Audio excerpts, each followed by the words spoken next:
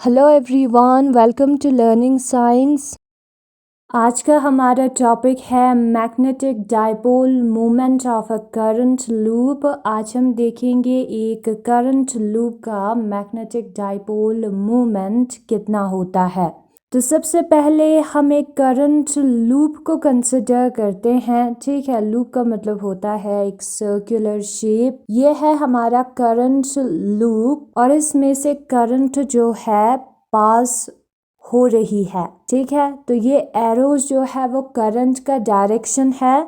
तो ये जो करंट लूप है वो मैग्नेटिक डाइपोल की तरह बिहेव करता है, एक्ट करता है। अब इसके दो फेसेस होंगे, एक फेस आगे की तरफ होगा और दूसरा फेस पीछे की तरफ होगा। ठीक है, ये जो है एक फेस है आगे की तरफ, दूसरा पीछे की तरफ होगा। एंड अगर इसका एक फेस जो है नॉर्थ है तो दूसरा फेस जो है वो साउथ होगा। ये वाला फेस जो है वो साउथ है। ठीक है, ये वाला जो हिस्सा है वो साउथ है, तो जो पीछे वाला हिस्सा होगा इस लूप का वो नॉर्थ पोल की तरह बिहेव करेगा। तो इसका जो मैग्नेटिक डाइपोल मोमेंट है वो I इंटू ए के बराबर होता है, जहां पर ए हमारा एरिया है और इस एरिया वेक्टर का डायरेक्शन और मैग्नेटिक डाइपोल मोमेंट का डायरेक्शन सेम होगा।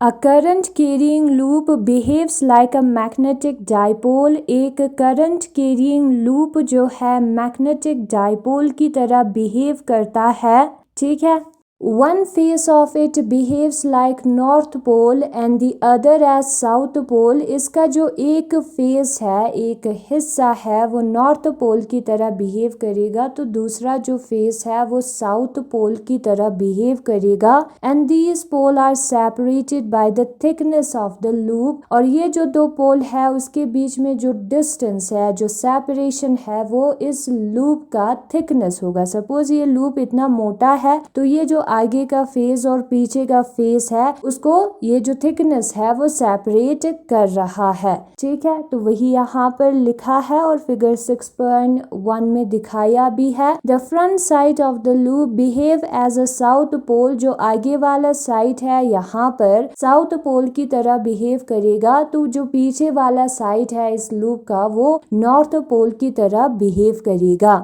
If the loop of the wire has an area A. अगर इस वायर के लूप का एरिया जो है वो ए है, कैरिंग करंट I, उसमें से करंट I पास हो रही है, then according to Ampere's theorem, फिर एम्पायर्स थ्योरम के मुताबिक the loop behaves like a magnetic dipole of magnetic movement given by. Loop का जो मैग्नेटिक मूवमेंट है वो कितना होगा, I इंटू ए वेक्टर के बराबर होगा, जहां पर ए जो है वो एरिया वेक्टर है लूप का और डायरेक्शन ऑफ ए और direction of mu M magnetic movement same होगा, इस लूप के प्लेन से परपेंडिकुलर होगा और अपवर्ड डायरेक्शन में होगा। ठीक है, इस म्यू एम और एरिया वेक्टर का डायरेक्शन, एरिया वेक्टर एरिया से हमेशा परपेंडिकुलर होता है, हमें पहले से पता है। अब यहाँ पर जो है साउथ फेस है और यहाँ पर नॉर्थ फेस है। जो करंट है उसका डायरेक्शन अगर हमें पता है तो उससे हमें पता चल जाएगा कि साउथ फेस है या नॉर्थ फेस है।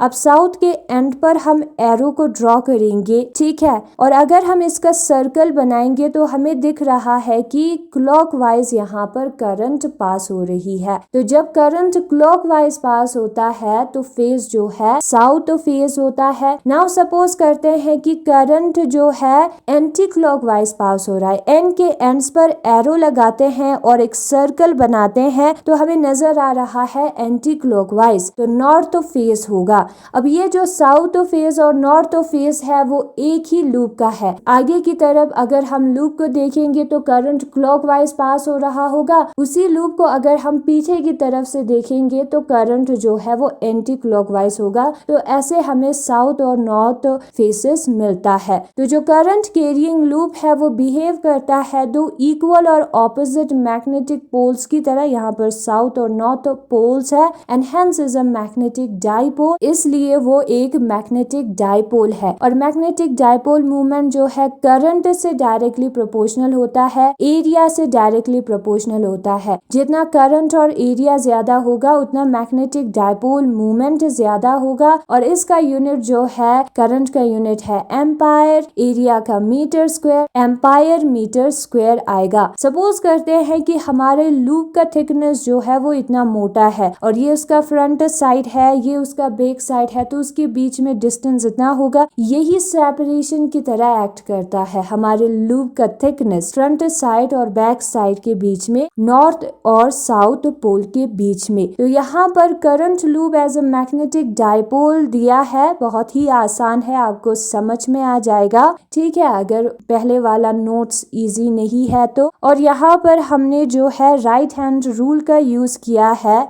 हमारे जो कर्ल फिंगर्स है राइट हैंड का, वो अगर करंट के बारे में बताता है तो थंब जो है वो किसके बारे में बताएगा, मैग्नेटिक डाइपोल मूवमेंट की।